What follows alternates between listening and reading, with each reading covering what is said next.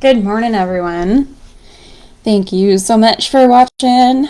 For those of you who don't know me, I am Jayanne. I have a website and a practice of helping people through tricky times and really understanding who they are and like what to do with that, right? Like a lot of times we're just sitting around going, this is who I am. Yes, I'm here, I'm present. And then we go do the same things every day to just reflect what we've always done. And taking different action steps is tricky, right? And so I can help you through that process of taking different action steps while you're going through this process of taking care of yourself, of healing yourself. So some of those methods are on my websites. Sleepwithoutthinking.com will help you sleep at night, taking specific action steps to actually sleep. And then courses.janhealing.com has all of my coursework for that. A little bit of an announcement. Oh, I do this every day, Monday through Friday, 9:30ish Eastern time. But if you catch the replay, #replay. If you're watching live, #live. Love to see comments. And eventually, I'd like to get to a point where we can do Ask Me Anything. And we can do, just a touch of healing right on the spot. That would be one of my favorite things to do, actually. It's one of my favorite things. But we have to have enough live viewers. So we have a ton of people watching the replay, but I think because a lot of people that are in this group are not in the same time zone as me, it just gets tricky. So we'll figure that out. I have been getting some downloads on a new challenge that I'm going to start this Saturday. And it's in preparation of the Lionsgate. So if anyone's not familiar with the Lionsgate happens on 8/8. So, and what it is basically the sun goes through passes by a series of important stars to our inner psyche, and as the sun does that, the energy just builds and builds and builds and builds, and then it carries us through the following year, right? So Lionsgate is that's a phrase, is very much about big energy towards financial expansion. And it always comes right around this new school year starting too, so it's really good for like kind of new beginnings that you didn't kind of really expect, right? It's not the new year, but for a lot of people, it's the new school year. So it's definitely something that I want to have people prepare for, so we're not sitting around going, oh, Lionsgate's this weekend, guys, let's get that taken care of. Let me meditate for an hour, right? No, let's do something every day, just small increments every day, so that as this energy swells, it's like surfing, right? As it swells, you're riding the top of it instead of going in the front of it and realizing, oh no, it's going to crash on me. And you can use this energy to really create what you want. So, still kind of like sorting out what that challenge is going to look like, but it will start on 7/8, so that'll give us a full month of preparation. So please pay attention, stay tuned, and if you could please invite your friends to this group, so that way we can they can experience it too. They can experience this as well. And I will say, about a year ago I did a similar challenge. It was after Lionsgate, but I did a challenge where basically it was like meditate for 40 days, and I'll tell you what, my whole life changed. Okay, so especially financially, like money started coming in from places that I wasn't really expecting, and I was doing a meditation specifically to increase abundance and financial stability. So if you would like more financial abundance and would like to have more stability, I think that there are a lot of people in that boat right now. Then please. My computer doesn't like it when I don't move my mouse enough. Please go ahead and pay attention. Probably announce the actual challenge tomorrow or the next day. That brings me to tomorrow. Tomorrow is Independence Day, if you are watching this live. And I think I'm still going to have a video. Yeah, I think we're still going to do this whole thing. So let me know if you have anything that you want to talk about, because I would love to make sure that we're talking about things that you want to hear. That's the fun thing. All right, enough about, random stuff. So I want to talk today about what video games have to do with personal development. And this is a story that I've told many people, but I haven't told anyone like publicly like this, right? So the most important thing that I've learned about video games is that it has nothing to do with the game, right? It has to do with what's right here. And I'm going to tell you this. If you've ever played Zelda, any of them, right? That's like a big cult classic game, right? I even got, I don't know if you can see it, I have a tattoo for Zelda, and this is why, okay? Number one, when you're playing video games, okay, no, so I blanked out for a second.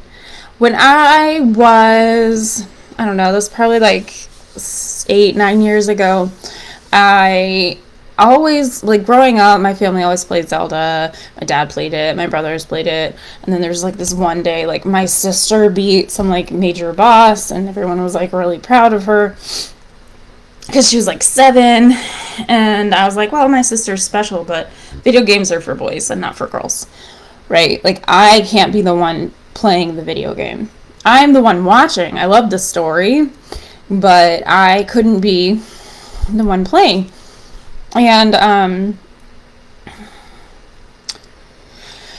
my sister one day was like, "Oh, you should play Skyward Sword, which is the one that's on the Wii." And she handed me the controller. And if you don't know what I'm talking about, that's fine. You don't have to know like which Zelda or whatever, or what Zelda is at all, because this applies to anybody, everywhere. Okay. She handed me the controller and she says, here, you play. I was like, what? Like, you're going to help me with the hard bosses and stuff, right? Like, she's like, yeah. You have fun, and then when it gets to the hard bosses, just give me the controller and I'll do it. And I was like, okay, cool. And then she moved 2 hours away. But I started playing, and I was playing, and I was playing, and I was playing. And I got to the first boss, and I was like, oh, I can't do this. And then I was like, no, I can do this. And then I got to a boss, and I just kept losing and losing and losing and losing. And I was like, man, Michaela, you promised me you would take care of this, and you didn't. And the interesting thing about that particular boss is, like, the bad guy sets this, like, monster off on you, right? And the bad guy says, you're the worst, and you could never beat this boss. And, you know, it's all about, like, hate and all this stuff, right? And there was, like, some part of me that was like, yeah, because if I beat this boss, then that guy loses. And so I don't want him to feel bad about himself, because I don't want to feel bad about myself. So I'm just going to be okay with losing. And of course, I lost and I lost and I lost and I lost. So then, you know, every time you have to sit through this, like, diatribe from this non-player character or NPC, right? And then you have to, like, read it, right? Like, you can't just skip it sometimes. This one you couldn't skip. So it was really frustrating. And I was frustrated. And I was frustrated. And then I realized why I was losing. Because I accepted my defeat. And I realized that when I beat the monster in here, I beat the monster in front of me. So the reason that video games are... And then guess what I did? I won. Right? I was like, no, you're not going to win. I'm going to win because I am going to win. And if you lose and you're mad about it, it's not my fault. It's not my problem. My problem is I need to get this thing done, right? So I did. And I beat him. And the guy's like, yeah, right? Like, they're it's a program, right? It does what it's supposed to do. Whatever happens. So I learned a lot from that experience, and from that point I've learned to use video games. Like if I play a video game, I haven't in a while, but I've learned to use video games as a way to like be a testing ground for my reality, where if I notice what thoughts I'm having if I'm not getting the program correct, right? Like, because it's just a series of choices, and out there it's like in the video game world there's fewer choices than in like the real world, right? You can do this, you could do this, you could do this, you could do this, you could do this, but there's different programs that show up based on what you do. So what I realized is that it's a very, very acute way, like a very quick way to notice your thoughts, recognize why you're not seeing the correct answer, because there's fewer answers, so there's a higher probability you'll get the right answer, right? In a game.